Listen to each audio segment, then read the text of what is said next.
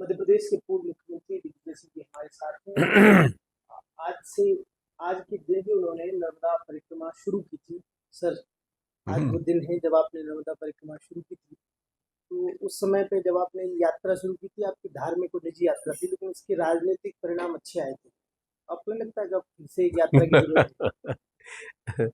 आपने मुझे याद दिलाई, उसके लिए बहुत बहुत धन्यवाद। क्योंकि मेरे दिमाग से ही बात निकल गई थी कि 30 सितंबर को मैंने यात्रा शुरू की थी। ये कोई राजनीतिक यात्रा भी नहीं थी, और मैंने 6 महीने 10 दिन ना तो कोई राजनीतिक बयान दिया, और सोशल मीडिया से मैंने अपने आप को दूर रखा लगभग 190 दिन। तो इसको राजनीति से जोड़ना भी उचित नहीं है। ये शुद्ध रूप से जो एक मुझे अनुभूति हुई थी 2001 या 2 में कि मुझे यात्रा करनी है, उसको एक मैंने मेरे गुरु स्वामी अ, हमारे स्वरूपानंद जी महाराज की कृपा से और उनके मार्गदर्शन में मैंने ये यात्रा की थी। और मैं और अमृता हम दोनों चले, और साथ में 325 लोग साथ चले, और किसी का एक पैसा भी खर्च नहीं हुआ। उस यात्रा में रामेश्वर नीकराम जी हमारे साथ चले, और लगभग अ, करीब 27 महिलाएं थीं। इतने करीब 30-32 अनुसूचित जाति के लोग थे, और 10-12 आदिवासी थे, 4 मुसलमान भी थे। सब लोगों ने मिलकर यात्रा की। और ये एक नर्मदा जी पर जो बसे गांव है, वो एक एक इतने जो पदयात्री है, मैं आपको बता रहा था कि ये एक परंपरा है।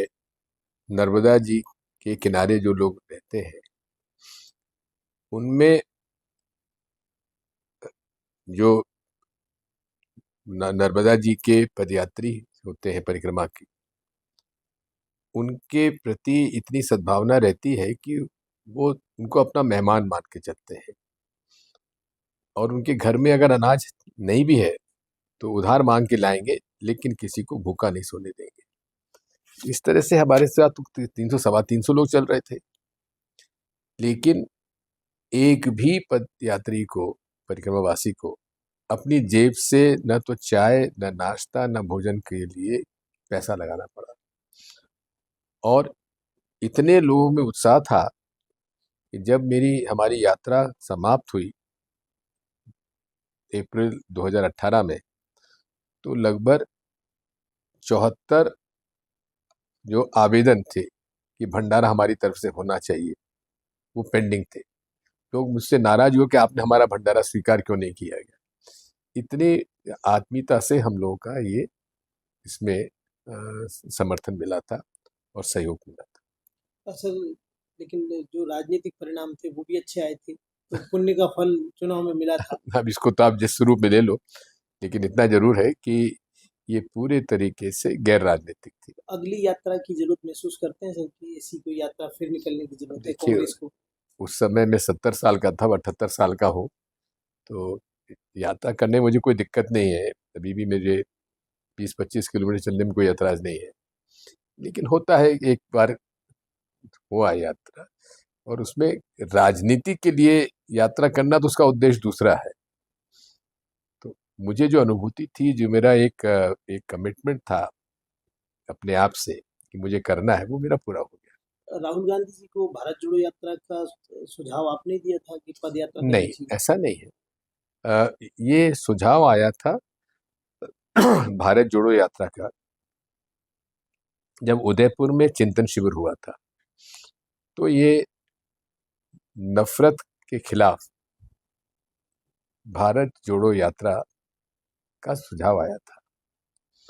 तो फिर वहीं पर उदयपुर में मुझे बुलाया गया चर्चा के लिए, किस तरह से करना चाहिए। मैंने कहा, देखिए, यात्रा करना है तो गाड़ी से मत करिए, क्योंकि चंद्रशेखर जी ने भी यात्रा पैदल की थी, कन्याकुमारी से लेकर दिल्ली तक। तो उसमें करना है अपने को तो फिर पैदल करना चाहिए, इसका काफ़ी अच्छा इम्पैक्ट होगा। और फिर पूछने लगे कितना एक दिन में कितना रखे चलने, मैंने कहा 18 से 22 किलोमीटर चल सकते हैं। अब यही है कि आपकी सिक्योरिटी का मामला है, उसमें आप वो मैं कुछ नहीं कहूँगा, आपको इस बात पर ध्यान देने की ज़रूरत है, क्योंकि आपके लिए सिक्योरिटी बहुत महत्वपूर्ण होती है, क्योंकि आपकी शख्सियत वो है, आपके परिवार की का वो है, इतना वो है, सिक्योरिटी रिस्क है, उस पर आप थोड़ा देख लीजिए। लेकिन यात्रा करना है तो पद यात्रा ही करना चाहिए। सर अभी राहुल जी ने संगठन सृजन अभियान चलाया, मध्य प्रदेश में भी जिलाध्यक्षों की नियुक्ति हुई, इस पूरे संगठन सृजन अभियान पर आप क्या कहेंगे? ये अच्छा प्रयोग है। मुख्य बात यह है कि हर जिले में एक व्यक्ति ऐसा होना चाहिए जिसकी अकाउंटेबिलिटी हो, और उसको पूरा अधिकार देना चाहिए उस जिले में कैसे कांग्रेस को और ज्यादा मजबूत किया जाए और किस प्रकार से कांग्रेस का संदेश जन जन तक पहुंचे। और उसके लिए ये भी है कि उसे लीडरशिप का पूरा सपोर्ट रहेगा। अब ये उसकी क्षमता पर निर्भर करता है कि वो कितना सफल होता है। सर ओमकार मरकाम, जयवर्धन सिंह, प्रियव्रत सिंह ऐसे बड़े बड़े जो नेता थे राष्ट्रीय और प्रदेश, इन सबको जिलाध्यक्ष बना दिया, हाँ, इसके पीछे क्या सोच है? यही है कि ये युवा है तीनों, इन युवाओं को अगर ये जिम्मेदारी सौंपी गई है तो कुछ सोच समझ के सौंपी गई होगी। मैंने स्वयं ने पहली मेरी जो मैंने जब कांग्रेस में मैं शामिल हुआ तो मुझे जिला कांग्रेस कमेटी का महामंत्री बनाया गया था। तो मैं महामंत्री के रूप में मैंने शुरुआत की थी, फिर मैं प्रदेश कांग्रेस कमेटी का डेलीगेट बना, फिर यूथ कांग्रेस में महामंत्री बना स्टेट में। तो ये संगठन का अनुभव हर व्यक्ति के लिए आवश्यक सर लेकिन आप जो बता रहे हैं, आपका तो आप नीचे से शुरुआत करके ऊपर तक गए, यहाँ है। लोग यहाँ कह रहे हैं कि उल्टा हो रहा है। नहीं, बिल्कुल उल्टा नहीं हो रहा है। जयवर्धन जो है वो संगठन में उसने कोई काम तो किया नहीं है, तो अच्छी बात है, उसका अवसर मिला है। ओमकार मरकाम जी, उनको भी, उन्होंने यूथ कांग्रेस के वो अध्यक्ष रहे हैं जिले के, तो उनके पास संगठन का अनुभव है, एनएसयूआई का अनुभव भी है। इधर इसमें प्रियव्रत जी तो स्टेट यूथ कांग्रेस के अध्यक्ष रहे। तो अच्छा है, जिला कांग्रेस कमेटी का भार उन पे सौंपा गया है और उन्होंने स्वीकार किया, ये अच्छी बात है। सर बीजेपी में ये बात हुई कि एक परिवार एक पद, आपके यहाँ सिद्धार्थ कुशवाहा जी महापौर का चुनाव लड़ते हैं, विधानसभा लोकसभा ओबीसी कांग्रेस के अध्यक्ष, वहाँ के लोग कह रहे हैं कि सारे पद इनके लिए। देखिए, बात यह है, वैसे तो हम लोग क्या, वन मैन वन पोस्ट है, एक व्यक्ति एक पद, और बाय एंड लार्ज उसको उसका पालन भी किया जाता है। इसलिए हमने तो उनको सुझाव दिया कि जैसे अब ये जयवर्धन प्रदेश कांग्रेस कमेटी में उपाध्यक्ष पद पर भी है, प्रियव्रत जी भी है, इन लोगों को वहां से इस्तीफा देकर जिला कांग्रेस में काम कमेटी के अध्यक्ष के रूप में जो काम करने हैं वहां उनको जो दे दिया गया है, तो दूसरे लोगों को वहां पे जो पद खाली होता है प्रदेश में उनको एडजस्ट करना चाहिए। सर ये बात होती है बीजेपी और कांग्रेस की, जिनके पास जिले की जिम्मेदारी है, जो संगठन के जिला अध्यक्ष हैं, उनको फिर चुनाव नहीं लड़ना चाहिए। ये सिटिंग एमएलए हैं, ये अगर जिले का काम देखेंगे तो फिर विधानसभा चुनाव आगे ये जाके लड़ना ये है। अभी ओपन है, और इसमें जो जिला कांग्रेस कमेटी के अध्यक्ष बने हैं जो विधायक भी हैं, तो उनके लिए तो ये मेरे ख्याल से छूट रहेगी कि वो चुनाव लड़ सकते हैं। लेकिन संगठन को यदि उन्होंने समय दिया गया है तो पूरी निष्ठा और ईमानदारी के साथ, लगन के साथ उन्हें संगठन के लिए काम करना चाहिए। सर इंदौर आप गए थे अभी शनिवार को, इंदौर में आपको आप बुलावे पे गए थे या स्वयं स्वतः संज्ञान लेके गए थे? इंदौर का मामला था और ये जो विवाद हुआ फिर, तो उस पर आप क्या कहेंगे? देखिए, विवाद की स्थिति तो बाद में बना दी गई, विवाद कोई था ही नहीं।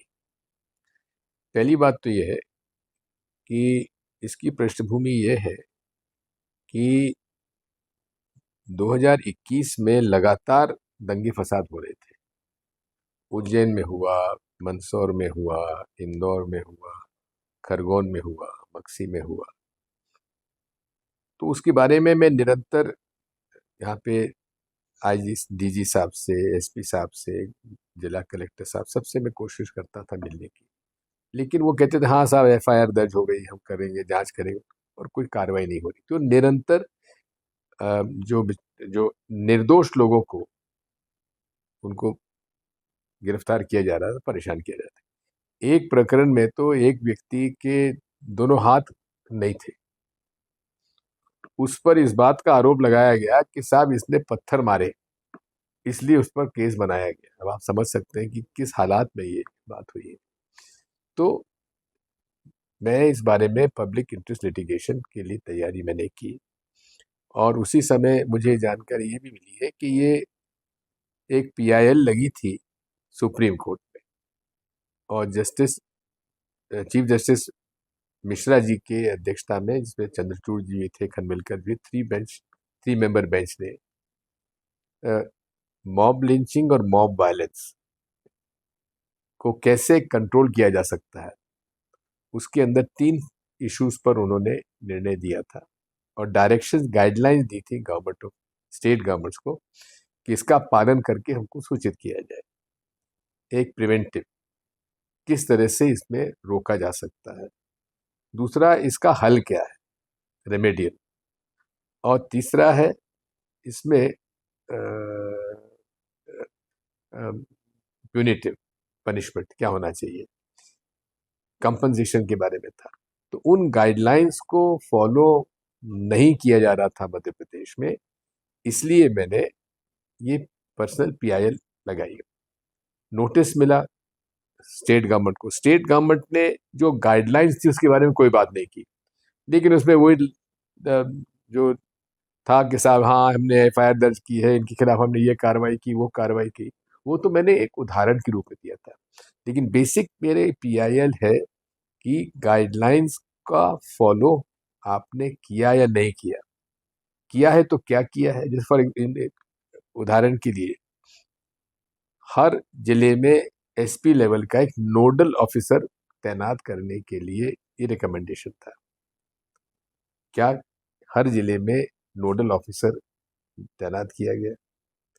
दूसरा ये था कि हर थाने में ऐसे लोगों की सूची बनाई जाना चाहिए जो दंगे फसाद कराने में, इसमें इनका रिकॉर्ड है।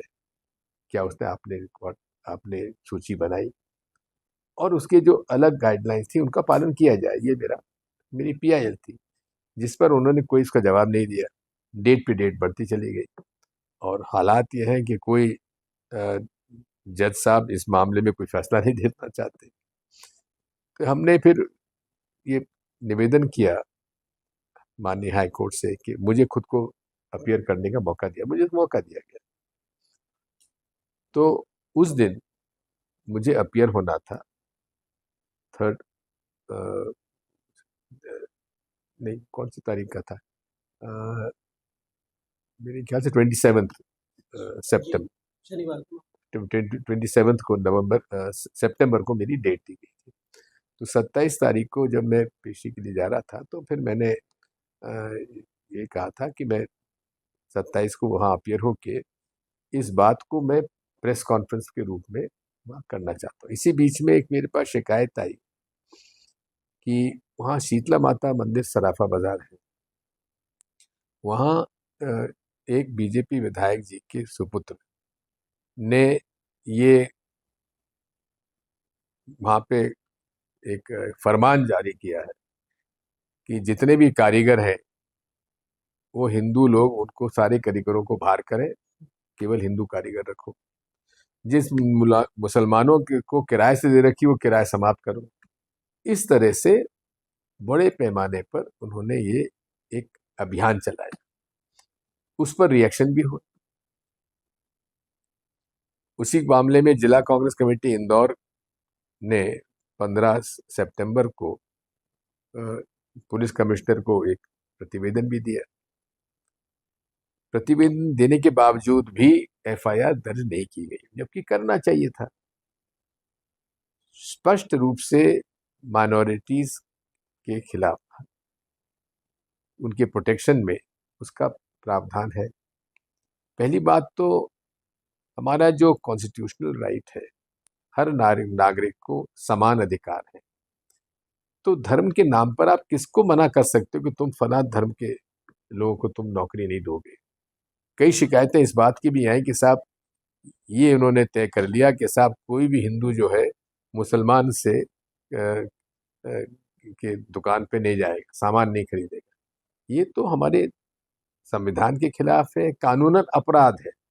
जब कानूनन अपराध है तो पुलिस ने उस पर मुकदमा का दायर क्यों नहीं किया।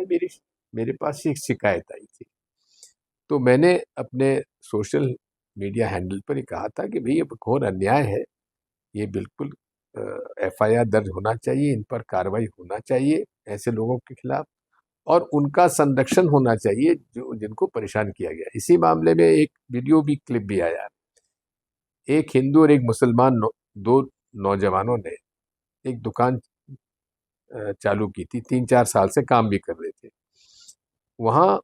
उसके जो जो किराए पे दुकान थी, मकान मालिक ने कहा कि साहब आप खाली करो, हम ये आपका पार्टनर मुसलमान है, इसको अलग करो। हमने कहा कि हम अलग नहीं होंगे, हम हिंदू मुसलमान दोनों मिल के काम कर रहे हैं, हम खाली करने तैयार है, लेकिन आपके कहने से हम हमारे जो पार्टनरशिप है उसको नहीं तोड़ेंगे। मुझे अच्छा लगा, उसको मैंने अपने सोशल मीडिया पे डाला भी, और ये कहा कि मैं खुद जाऊंगा और दुकानदारों से कहूंगा कि ये मत करिए, ये कानून अपराध है। बात खत्म हो गई। जब मैं वहां गया तो मुझे मालूम पड़ा कि इस तरह से ये चला हुआ है, और उन्होंने फिर 15 तारीख की जब एक्शन कुछ नहीं हुआ तो फिर 25 तारीख को उन्होंने प्रदर्शन भी किया, वो भी मेरे पास रिकॉर्ड आ गया। तो मैंने कहा मैं शीतला माता बाजार जाऊंगा। इस बीच में पुलिस हरकत में आ गई और वहां के लोगों को धौंस दपट दी गई कि तुम दिग्विजय सिंह यहाँ आएंगे तो उनका विरोध करो। तो मैं विरोध से डरता नहीं हूँ। पुलिस के कहने पे विरोध। अब ये तो कहना मुश्किल है कि, लेकिन पुलिस का मेरे पास एसीपी का फोन आया, मैंने कमिश्नर पुलिस को फोन करके कहा। उन्होंने कहा कि सर वो हमारी जिला कांग्रेस कमेटी अध्यक्ष जी से बात हो गई है कि वो हमारी राय है कि आप ना जाएं। मैंने कहा भाई मुझे आप कैसे रोक सकते हैं, मेरा अधिकार है, मैं जाऊंगा। जिला कांग्रेस कमेटी अध्यक्ष जी से मैं बात कर लेता हूँ। जिला कांग्रेस कमेटी अध्यक्ष ने सीपी को राय दी थी? नहीं, सीपी ने उनको राय दी थी। तो फिर मैंने से बात की जिला कांग्रेस कमेटी अध्यक्ष जी से, उनका ये राय थी कि साहब यहाँ पे अभी नहीं जाना चाहिए। मैंने कहा भाई मैंने कमिट किया अपने आप को, तो मुझे तो जाना चाहिए, क्योंकि आखिर भावनात्मक प्रश्न है। एक वर्ग की रोजी रोटी छीनी जा रही है, इसलिए छीनी जा रही है कि वो मुसलमान है, इसको तो मैं बर्दाश्त नहीं करूंगा। और जबकि राहुल गांधी जी भारतीय संविधान को हर जगह पालन कराने की बात कर रहे हैं, हमारे रहते हुए इस तरह से घोर अन्याय होगा तो हम लोग कैसे उसको स्वीकार कर लें। तो मैं तो जाऊंगा। तो फिर उन्होंने कहा साहब वो बहुत डरे हुए लोग आ नहीं पाएंगे। तो हमने कहा ठीक है, उनसे मैं मिलना चाहूंगा। तो फिर एक मैं जगह जाके उनसे मिला, तो वहाँ जो कारीगर थे और जो दुकानदार जिनको खाली कराया गया वो मुझसे आके मिले। उनका जो रिप्रेजेंटेशन था 15 सितंबर का, उसकी कॉपीज मैंने ली, और मैंने कहा कि ठीक है मैं शीतला माता मंदिर के मैं दर्शन करने जा सकता हूँ और वहां से मैं थाने में जाऊंगा।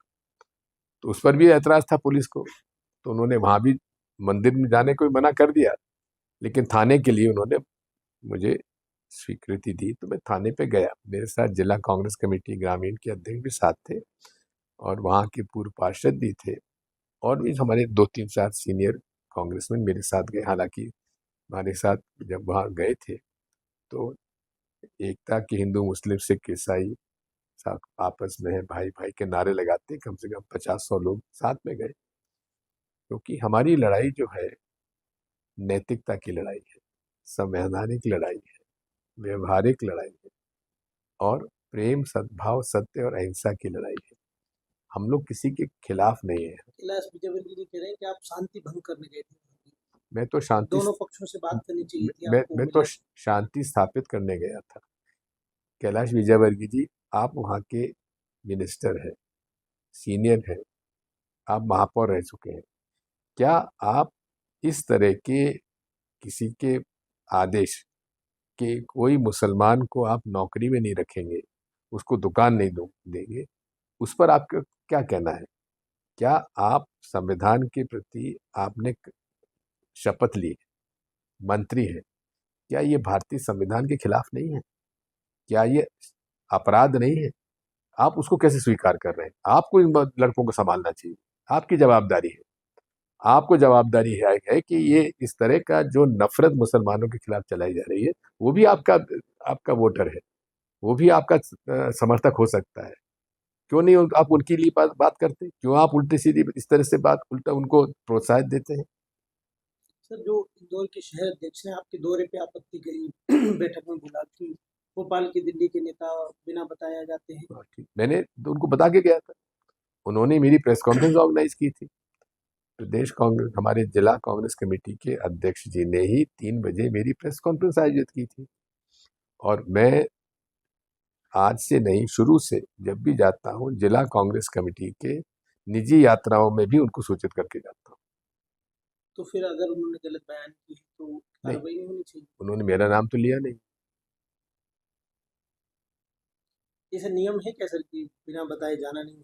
नहीं, देखिए, ये सामान्य तौर पर होता है कि सूचित करना चाहिए, तो मैं तो सूचित भी किया और उन्होंने मेरी प्रेस कॉन्फ्रेंस भी 3 बजे के आयोजित की। सर, भोपाल में सांसद रही हैं प्रज्ञा ठाकुर, उन्होंने अभी 2 दिन पहले दुर्गा वाहिनी के कार्यक्रम में कहा कि ग्रुप बनाकर खोजो मंदिरों के आसपास प्रसाद कौन बेचता है। और अगर उन्होंने बिना नाम लिए मुस्लिमों को कहा कि अगर कोई विधर्मी प्रसाद बेचते हुए मिले तो जम के ठुकाई करो। नल फिटिंग करने वाले, लाइट फिटिंग करने वाले ऐसे विधर्मियों को घर में बताना। बात यही है कि इस तरह के बयान न केवल असंवैधानिक है, लेकिन अपराध है और पुलिस को इस पर कार्रवाई करना चाहिए। मैं स्वयं इस मामले में इंतजार कर रहा हूं। मुझे कमिश्नर पुलिस ने कहा है, पहली बात तो उनको 15 सितंबर को ये जिला कांग्रेस कमेटी का एक लेटर और एक वहाँ के जिन लोगों को वहाँ से निकाला जा रहा था उसका आप प्रतिवेदन, दोनों की कॉपी मुझे मिली, जिसको लेकर मैं गया थाने पे, सराफा थाने पे। वहाँ मुझे additional CP mister Shri Agarwal मुझे मिले, आईपीएस अफसर। तो उन्होंने मुझे बताया कि साहब, हमें अभी 6 दिन पहले ही थाने पर ये आवेदन मिले हैं और हमको इसमें जांच कर रहे हैं हम लोग कि इसमें एफआईआर हो सकती कि नहीं हो सकती है। तो मैंने पूछा कितने दिन का समय लगेगा एफआईआर का निर्णय करने के लिए? ये तो अपराध तो है। कहाँ सा अपराध तो है, लेकिन ऐसा कह रहे हैं कि नहीं कह रहे हैं, उसकी जांच हमको करनी पड़ेगी। मैंने कहा ठीक करिए। तो उन्होंने ये कहा कि 14 तारीख, 14 दिन, यानी कि वहाँ से 15 तारीख को उनका वो भेजा था, वो करीब वहाँ पर 21 या 22 तारीख को उन्हें मिला है। तो हमने कहा ठीक है, आप 14 दिन के बाद मैं फिर आपके पास आऊँगा और पूछूंगा एफआईआर दर्ज की कि नहीं की। नहीं करेंगे तो मैं इसमें कोर्ट में जाकर एफआईआर दर्ज कराने की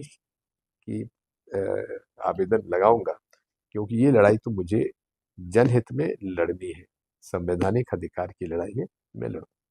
सर, आप मुस्लिमों के पक्ष की बात करते हैं। मैं अगर देखिए, अगर मुसलमान भी हिंदुओं के खिलाफ अगर बोलता है, मैंने उसका भी विरोध किया है। आप भूल जाते हैं कि जब मैं चीफ मिनिस्टर था, जहां मैंने बजरंग दल के खिलाफ कार्रवाई की, वहीं student Islamic movement of India के खिलाफ भी शिकायत की। मैं जब महामंत्री था एआईसीसी का, उस समय एक तरफ आरएसएस मेरा विरोध करती थी, दूसरी तरफ ओवैसी जी की एमआईएम मेरा विरोध करती थी, जहां मैं आंध्र प्रदेश का इंचार्ज था। मेरे खिलाफ मानहानि के दावा आरएसएस भी करती है और एमआईएम भी करती है। मैं निष्पक्षता से हिंदू, मुसलमान, सिख, ईसाई और सभी सर्वधर्म समभाव में एक प्रकार से प्रेम, सद्भाव, सत्य, अहिंसा का वातावरण निर्मित करना चाहता हूँ।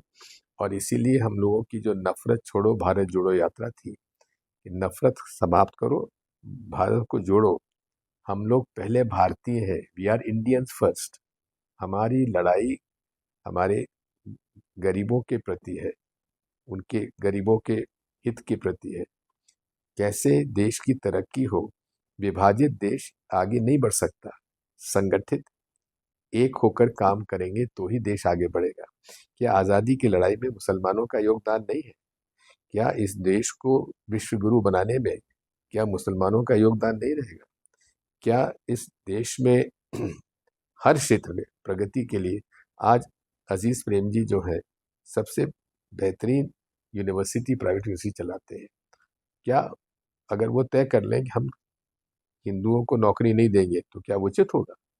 जब आज इस्लामिक कंट्रीज में लाखों हिंदू वहाँ काम करते हैं तो क्या वहाँ से उनको निकाला जा रहा है क्या? ये जो बहुत छोटी मानसिकता के जो लोग हैं ना, जो छोटी राजनीति करते हैं, वो मानसिकता ही आज इस देश को बर्बाद कर रही है। जिसको हमारी जो हिंदू संगठन जो अपने आप को कहते हैं, ये धार्मिक संगठन नहीं है। ये इनके ये वो लोग हैं जो धर्म को बेच रहे हैं, धर्म का को हथियार बनाकर लोगों में नफरत पैदा कर रहे हैं। आप जितने भी आज ये देख रहे हैं, आप जो बयानबाजी आ रही है, ये सनातन धर्म नहीं है। सनातन धर्म सबको सम्मान के साथ देखा जाता है।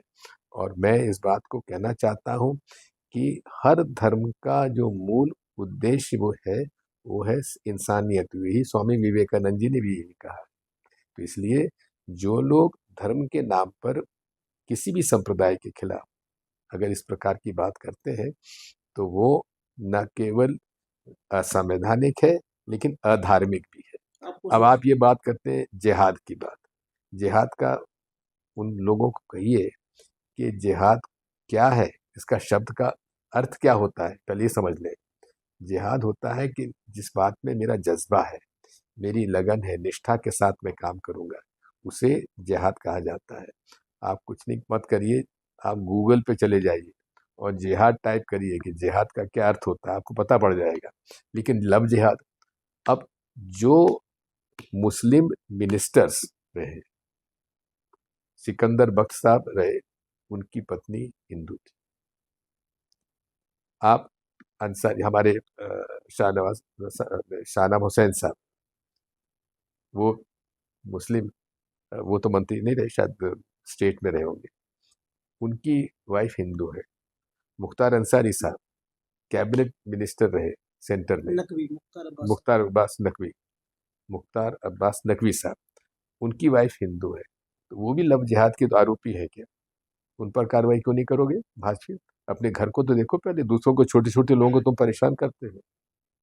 सर आपको सोशल मीडिया पर लिखते हैं मौलाना दिग्विजय सिंह। हाँ लिखे ना, मुझे क्या फर्क पड़ता है, उनके कहने से मैं मौलाना बन जाऊंगा? उनसे बेहतर हिंदू हूँ, उनसे ज्यादा सनातन धर्म को पालन करने वाला मैं व्यक्ति हूँ। किसी को लिखने को गाली देना तो ठीक है, बड़ी आसान है गाली देना, लेकिन मैं इन लोगों की नस नस से वाकिफ हूँ। ये केवल इस देश में नफरत पैदा करके देश को बर्बाद कर रहे हैं। और ये लोग जो है देश के प्रति जो जो एक नफरत पैदा कर रहे हैं, ये सबसे बड़ा नुकसान देश का कर रहे हैं। सर अभी मोहन यादव मुख्यमंत्री हैं, पहले शिवराज जी थे, इन दोनों बीजेपी के तत्कालीन मुख्यमंत्रियों में किसे बेहतर मानते हैं आप? देखो ऐसा है, किसी की तुलना एक दूसरे से नहीं करना चाहिए। हर व्यक्ति में अच्छाइयाँ भी, बुराइयाँ भी है। अब शिवराज सिंह चौहान जी जो रहे, सबसे ज़्यादा इस प्रदेश के मुख्यमंत्री रहने का मिला, उनको अवसर मिला, लेकिन जो इम्पैक्ट जो है वो अपनी जगह है। और हम मोहन यादव जी हैं, अब इनको सवा साल हुआ है। अब इसमें उनका कितना सफलता है असफलता है मैं नहीं जानता, इसमें इसलिए तुलना करना इस मामले में तुलनात्मक दृष्टिकोण से किसी के बारे में बात करना मैं उचित नहीं मानता। सर 20-22 साल हो गए आपको मुख्यमंत्री पद पर रहते, अब 22 साल से बीजेपी सरकार में, लेकिन आज भी निशाने पर बीजेपी के भी आप रहते हैं और कांग्रेस में भी आपको कई बार निशाना बना दिया जाता है। नहीं, कांग्रेस में ऐसा कुछ नहीं है, आप गलत फहमी में है। मुझे जो कुछ मिला है कांग्रेस ने दिया है, और सन 71 से मैं कांग्रेस में हूँ। और ये तो आजकल जो नए नेता आ रहे हैं तो बच्चे थे, उसमें पैदा भी नहीं हुए थे, इसलिए मुझे उसमें कोई एतराज़ नहीं है। हमारे बच्चे हैं और अ, हो सकता है उनकी कहीं नाराज़ी हो तो बैठ के हम लोग समझा बुझा के ठीक कर लेंगे।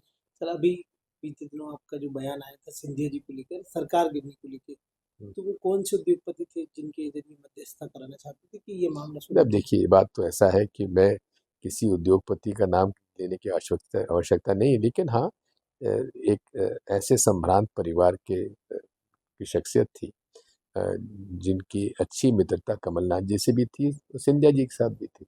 म्यूचुअल फ्रेंड थे। हाँ। तो सर ऐसा कहा जाता है कि पहले जब ये ऑपरेशन लोटस शुरू होना था, उसका फर्स्ट पेज आपने ब्रेक कर दिया था, रामबाई को वापस लाए थे आप। वो तो हो ही गया था। आपने ये अलर्ट किया था। सिंधिया जी अगर नहीं जाते तो ये सरकार भी नहीं टूटती। आपने जब वो पहला वाला आपने ब्रेक कर दिया था ऑपरेशन, तो आपने क्या कमलनाथ जी को या पार्टी को इनपुट दिया था कि ऐसा होने वाला है? नहीं, सबको मालूम था सबको मालूम था। अभी जब आपने कहा, फिर उसके बाद कमलनाथ जी ने कह दिया था कि सिंधिया जी को लगता था कि पर्दे के पीछे से आप सरकार चला रहे हैं, ट्वीट कर दिया था। कमलनाथ जी ऐसी शख्सियत है कि उनके रहते हुए कोई पर्दे से पीछे काम कर नहीं सकता। सिंगार साहब को भी ऐसी लगता था। जी, उमंग सिंघार साहब को भी। उमंग सिंगार भी मेरे बच्चे समान है। सर फिर उसके बाद अभी आप कमलनाथ जी से मिलने भी गए थे, तो वो हाँ, पहल उन्होंने क्यों फोन आया, नहीं जाएंगे? उनकी पहल थी, आप स्वयं गए क्यों थे? नहीं जाएंगे? इसमें क्या है बात? सर खरगे जी से भी मिले थे, उसी दिन आपकी मुलाकात हुई थी। हाँ, खड़गे जी मेरे सीनियर है, मेरे अध्यक्ष हैं, तो मैं तो आज से नहीं, सन 85 से उनको मिल रहा हूँ। क्या बात हुई थी सर कमलनाथ जी से? वो जो विवाद हुआ था उसमें नहीं, बातचीत जो सोशल मीडिया पर आई थी, नहीं, कोई बात कमलनाथ जी से बात ही नहीं। नहीं की? वो कमलनाथ जी का विषय नहीं था। खड़गे जी से मेरी बातचीत होती रहती है, लेकिन कमलनाथ जी पे हमारी कोई बातचीत नहीं, कोई सर विषय नहीं था इसमें। तो जो धारणाएं बनाई जाती हैं, सरकार कमलनाथ जी की सरकार में आप पावर में थे, शक्तियां आपके नहीं, पास थी, धारणा ही है ना, कौन बनाता है? आपके लोग बनाते हैं। ये आप बनाते हैं या वो बनाते हैं, मैं तो बनाता नहीं हूँ। सर आपको क्या लगता है कि जो आने वाला चुनाव है 2028 का, उसमें कांग्रेस को क्या करना चाहिए कि सरकार में आ जाए? देखो, बात ये है, म- कहीं भी समाज सेवा या राजनीति जनमानस का विश्वास प्राप्त करके ही आगे चलते हैं। विश्वसनीयता होना चाहिए, उसकी क्रेडिबिलिटी होना चाहिए, और उसकी ईमानदारी और निष्ठा होनी चाहिए। और इसमें हम लोगों को ज़्यादा से ज़्यादा जनसंपर्क करना चाहिए। और मैं तो इस बात को पहले भी कह चुका हूँ, मेरे राजनीतिक जीवन के 5 सूत्र रहे हैं: संपर्क, संवाद, समन्वय, सामंजस्य और सकारात्मक सोच। इन 5 सिद्धांतों पे मैं चलता रहा हूँ और चल रहा हूँ। सर ईवीएम को लेके जो आप बहुत पहले से बात उठाते आ रहे हैं, अब वो जोर पकड़ रहे हैं कांग्रेस में, वोट चोरी का अभियान अब बड़े पैमाने पर चल रहा है, तो आपको क्या लगता है कि ये अभियान बहुत पहले चलना चाहिए था? नहीं, देखिए, बात यह है, राहुल जी ने इसके ठोस प्रमाण निकाल लिए, और उन प्रमाणों को लेकर वे जनता के बीच में गए। कोई हवा में बात उन्होंने नहीं की है। और चुनाव आयोग की पक्षपात रवैया को उन्होंने उजागर किया है ठोस प्रमाणों के साथ, जिसकी वजह से आज इलेक्शन कमीशन परेशान है। और मांग हमारी बड़ी आसान है, साधारण है, कि इसमें वोटर लिस्ट का जो फॉर्मेट है वो इस प्रकार का होना चाहिए कि मशीन आइडेंटिफाई कर ले, जिससे सॉफ्टवेयर के माध्यम से हम लोग पता लगा सकते हैं कि एक व्यक्ति का अलग अलग जगह तो नाम नहीं जुड़ा हुआ है। दूसरा, ये पता लगा सके कि कोई व्यक्ति का नाम गलत तरीके से डिलीट तो नहीं हो गया है। उसमें कोई दिक्कत नहीं है, जब आप हर चीज डिजिटल कर रहे हो तो आप इसको भी कर दीजिए। अब वो पीडीएफ फॉर्मेट में देते हैं, हम कहते हैं कि उसको पीडीएफ फॉर्मेट में मत दीजिए, इस फॉर्मेट में दीजिए, ताकि हम लोग अपने सॉफ्टवेयर डाल के पता लगा सकें कि अमुक व्यक्ति, उसका पिता का नाम भी वही है और एज वही है, पता भी वही है, वो अलग अलग जगह पर कैसे नाम उसका आ जाता है। और हाउस नंबर, 00 हाउस नंबर, कहीं नाम ये हो कि XYZ और इस तरह के नाम आ गए, उसको उन्होंने वोटर लिस्ट में डाल दिया, और पता नहीं उसने वोट डाल भी दिया कि नहीं दिया। ये सब चीज़ें तो जवाबदारी चुनाव आयोग की है ना। तो ये चुनाव नहीं, आयोग नहीं कर रहा है, तो उसकी जिम्मेदारी है कि वो क्यों ना करना चाहिए। आज असल में ये है कि हमारे भारत के संविधान में ये है, हर नागरिक का हक है कि उसे वोटर लिस्ट में शामिल किया जाए, उसका पालन इलेक्शन कमीशन को करना चाहिए। अब वो उसको बदल के ये कर रहे हैं कि साहब आप प्रमाण दीजिए कि आप नागरिक हैं कि नहीं। अरे भाई, हम लोग अब ये जिनका स्पेशल इंटेंसिव रिवीजन जो हो रहा है, उन लोगों का किया जा रहा है जो 3-3 4-4 बार वोट डाल चुके हैं। उनका फिर से उसमें रिवीजन की आवश्यकता क्या है? उनसे जो प्रमाण पत्र मांगे जा रहे हैं कि आप नागरिक हैं कि नहीं, अरे भाई, हम तो नागरिक हैं, तभी तो हम लोग यहाँ पे आपका वोटर कार्ड बनाया है। आप पहले वोटर कार्ड हमारा बनाते हैं, डिजिटल बनाते हैं, उसमें सारा हमारा आधार कार्ड हमारा है, उसके आधार पे आप नागरिकता, तो आप उसको चैलेंज कैसे करेंगे? लेकिन आधार कार्ड को इन्होंने अलग कर दिया था, सुप्रीम कोर्ट ने जब जोड़ा तब जाकर उनको जोड़ना पड़ा। आपको नहीं लगता सर वोटर के डुप्लीकेशन को रोकने के लिए आधार जैसे बायोमेट्रिक कर दिया जाता है, ऐसा वोटर आईडी में भी किया जा सकता है? बात वही है कि आज कई हमारे वोटर कार्ड बने, उसके पहले आइडेंटिटी कार्ड अलग बने। हर दिन समय टेक्नोलॉजी चेंज होती जा रही है। सीधी सी बात यह है कि उसमें एक तो ये भी है कि आपका आधार कार्ड में आपके पर्सनल डिटेल्स आ जाते हैं। क्या ये सब कुछ लोग चाहते हैं हमारी सारी डिटेल नहीं आना चाहिए? तो ये भी एक विवाद का विषय है। लेकिन मूल बात यह है कि आधार कार्ड 90% से ज़्यादा लोगों के पास, यहाँ की जो नागरिक है उनके पास है। अब ये बार बार बयान देते हैं कि साहब रोहिंग्या आ गए और ये घुसपैठिए आ गए। अरे, एक आध घुसपैठी का नाम तो बताओ, कौन घुसपैठिया है? आज तक होम मिनिस्ट्री ने घुसपैठिया का नाम नहीं बताया। यहाँ तक कि भाई, आप पिछले 11 साल से आपकी सरकार है, और घुसपैठिए आए कहाँ से? आपका सरकार क्या कर रही है? डबल इंजन ट्रिपल इंजन सरकार क्या कर रही है? कहाँ से आ गए? कौन है? कैसे है? कहाँ से आए? उनको आप निकालिए ना। भारत का कानून भी है, सिटीजनशिप जो है उसके नागरिक होने के प्रमाण पत्र उनसे लीजिए जिस पर आपको संदेह है। लेकिन हर किसी को आप पूरे वोटर से कहेंगे अपना नागरिकता का परिचय दें? मैं तो आपसे पूछता हूँ, आपको क्या नागरिकता के परिचय देने की आवश्यकता है क्या? अभी मध्य प्रदेश में बिहार के बाद एसआईआर शुरू हो रही है, वो 2003 की वोटर लिस्ट और 2000 जिनके नाम 2003 की लिस्ट में नहीं थे, उनसे उनका मैं वही रिवीजन कह करना। रहा हूँ कि प्रिंसिपली गलत है ये। और मैं तो माननीय सुप्रीम कोर्ट से अनुरोध करूंगा कि जो जिम्मेदारी, संवैधानिक जिम्मेदारी चुनाव आयोग को दी गई है, हर नागरिक का वोटर लिस्ट में नाम जुड़ना चाहिए। अगर वो नागरिकता पर आपको जांच करना है, उसकी प्रक्रिया दूसरी है, उसका इंडियन सिटीजनशिप एक्ट अलग है। ये ईसीआई की जवाबदारी नहीं है। ईसीआई को जो जवाबदारी है वो काम करे ना। सर वोटर लिस्ट पर जो काम होना चाहिए था, आपको नहीं लगता कि कहीं ना कहीं पिछले चुनाव में चूक हुई है वोटर लिस्ट रिवीजन में, जिस जो बात अब आ रही है? निश्चित तौर पे हुई है। अब यहाँ पे नरेला में एक घर है जहाँ की 150 लोग, 400 लोग रह रहे हैं, और अलग अलग धर्म के लोग एक ही घर में रह रहे हैं। पार्टी के लेवल पे जो सतर्कता बरती जानी वो चाहिए थी। वो हम लोग उसमें चूके हैं। सर आगे और किन चीजों पर आप फोकस कर रहे हैं ताकि ऐसी गलतियां आगे ना हो? नहीं, ऐसे मैं तो आपसे कहा ही है कि हमें चुनाव आयोग से हमने मांग, 2-3 मांग हमारे पास है। पहली बात तो ये है कि मशीन आइडेंटिफाइबल फॉर्मेट होना चाहिए, ताकि सॉफ्टवेयर डाल के पता लगा लें कि एक व्यक्ति के बार बार नाम तो नहीं आ गए। दूसरा ये है कि हम लोग ये चाहते हैं कि जिस दिन चुनाव का नोटिफिकेशन निकलता है उस दिन वोटर लिस्ट फ्रीज कर देना चाहिए। अब तो ये हो रहा है अभी तो आज के हालात में कि चुनाव की डेट और विड्रॉल के बाद जब डिक्लेयर कैंडिडेट हो गया, उसको इलेक्शन कमीशन रिटर्निंग ऑफिसर जो है एक वोटर लिस्ट देता है, उसके आधार पर वो व्यक्ति कैंपेन करता है।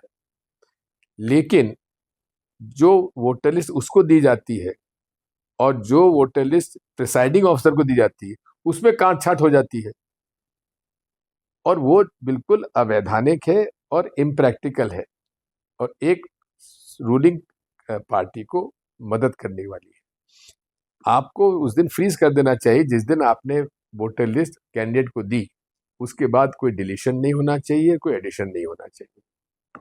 सर एक आखिरी सवाल, ये सारे जो नए चेहरे थे पार्टी के ऊर्जावान मजबूत, आप लोगों ने कहा कि जिले की सबसे मजबूत नेता को कमान देने से नकुलनाथ जी भी मजबूत लीडर थे, आप लोगों ने उन्हें क्यों अध्यक्ष नहीं बनाया? ये तो उनसे पूछिए जिन्होंने बनाया है।